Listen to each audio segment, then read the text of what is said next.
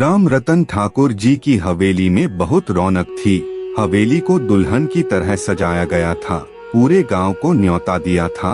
उनके इकलौते बेटे शिव का विवाह सुंदर, संस्कारी, समझदार रत्ना के साथ जो था। शिव शहर जाकर आगे की पढ़ाई करना चाहता था। राम रतन जी और उनकी पत्नी लक्ष्मी देवी ने मना कर दिया। इतने खेत खलियान हैं, हमारे जमींदार हैं, हम जमींदारी करो, अपने खेती की फसल को देखने का काम करो। क्या रखा है पढ़ाई में? किसी के यहाँ नौकरी करने की क्या जरूरत? जितना यहाँ गांव में रहकर पढ़ा इतना काफी है। अब तुम्हारी शादी हो गई है, शहर जाकर पढ़ने का ख्याल छोड़ो और घर गृहस्थी, जमींदार पर ध्यान दो। शिव अपने पिता का व्यापार, खेत संभालता लेकिन उदास रहता। पढ़ाई में बहुत होनहार था, आगे एमबीए करना चाहता था। शिव रत्ना जैसी सुंदर, समझदार जीवन संगिनी पाकर खुश तो था, पर आगे पढ़ने की इच्छा अभी भी दिल में थी।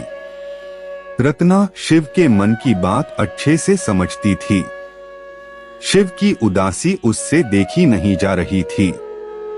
रत्ना ने अपने सास ससुर जी से कहा, आप लोग उन्हें शहर जाकर पढ़ने की इजाजत दे दीजिए, कुछ समय की ही तो बात है। वर्टिकल बार में गांव में आप सबके बीच रह लूंगी, मुझसे उनका दुख देखा नहीं जाता, उनकी खुशी में ही मेरी खुशी है। शादी को साल भर हो चुका था। रत्ना ने अपने व्यवहार से अपने सास ससुर का दिल जीत लिया था। वे भी उसे बहुत प्यार और दुलार देते थे। अगर तुम दोनों बच्चों की यही मर्जी है, रत्ना भी इसमें खुश है, तो शहर जाकर पढ़ने की इजाजत देते हैं। जैसे ही शिव घर आया तो रत्ना ने बताया कि माँ पिताजी ने तुम्हें शहर जाकर पढ़ाई करने की इजाजत दे दी है। यह सुनकर शिव के खुशी के आंसू ही निकल पड़े। रत्ना का हाथ पकड़कर कहता है कि तुमने मुझे सबसे बड़ी खुशी दी है। मैं कितना किस्मत वाला हूँ जो तुम्हारे जैसी संगिनी मिली। कुछ ही दिनों में शिव शहर के एक प्रतिष्ठित कॉलेज से एमबीए की पढ़ाई करने लगता है और वह उसी कॉलेज के हॉस्टल में रहता था। छुट्टियां होती तो वह घर आ जाता।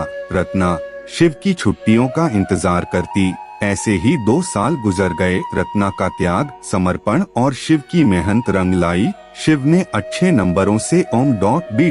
पास कर लिया। इन 2 सालों में वह पूरी तरह शहर के रंग में रंग गया था। वह गांव का सबसे पढ़ा लिखा लड़का बन चुका था, इसलिए उसमें अभिमान आ गया था। अब उसे अपनी पत्नी गांव की गंवार अनपढ़ नजर आने लगी थी। शिव को कॉलेज कैंपस में एक अच्छी नौकरी का प्रस्ताव आता है। उसे शहर ही रास आने लगा था। गांव पहुंचकर उसने सबसे कहा कि उसे शहर में एक अच्छी नौकरी का प्रस्ताव आया है। उसने इस प्रस्ताव को स्वीकार कर लिया है। शिव के पिताजी ने कहा, तुम चाहते हो तो ठीक है, लेकिन बहू को भी साथ ले जाओ। पिताजी अभी तो नौकरी ही मिली है, रहने की अच्छी व्यवस्था कर लूं, फिर रत्ना को ले जाऊंगा। वादा करके वापस शहर चला गया। 6 महीने बाद फिर शिव गांव आया।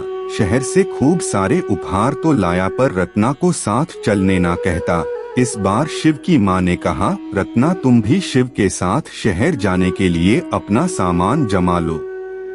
अरे माँ, यह अनपढ़ गंवार क्या करेगी मेरे साथ शहर जाकर? उसे तो शहर के तौर तरीके, बोलना चालना नहीं आता। मैं इसी तरह बीच बीच में आता रहूंगा तुम सबसे मिलने। एक शब्द भी मेरी बहू के खिलाफ बोला तो ऐसा बोलते तुझे शर्म नहीं आती? जिस पत्नी ने तुम्हारे सपने पूरे करने के लिए इतना त्याग किया, नई नवेली दुल्हन होकर भी अकेली हमारी सेवा करती रही, तुम्हारी खुशी के लिए अनपढ़ गंवार बहू नहीं तुम हो। आज मुझे मेरी परवरिश पर शक हो रहा है। आज तुमने हमें बहू से नजरें मिलाने लायक नहीं छोड़ा। तुमसे अच्छे तो हम अनपढ़ गंवार लोग हैं, तुम्हारी तरह स्वार्थी तो नहीं। शिव चुपचाप अपनी माँ की बातें सुन रहा था। उसे अपनी गलती का एहसास हो चुका था। उसने रत्ना से कहा, रत्ना मुझे माफ कर दो, शहर की चकाचौंध में तुम्हारे त्याग, समर्पण, प्रेम को भूल ही गया था। अब मैं इसी गांव में आप सबके बीच रहकर अपनी पढ़ाई का सदुपयोग गांव की तरक्की के लिए करूंगा और मैं तुम्हें आगे की पढ़ाई पूरी करने में तुम्हारी सहायता करूंगा। रत्ना ने शिव को माफ कर दिया। माम पिताजी की आंखों से खुशी के आंसू निकल पड़े। आज शादी के 10 वर्ष पश्चात शिव और रत्ना के 2 बच्चे हैं। रत्ना एक स्कूल में अध्यापिका है। शिव ने अपने पिताजी के व्यापार को आगे बढ़ाया है।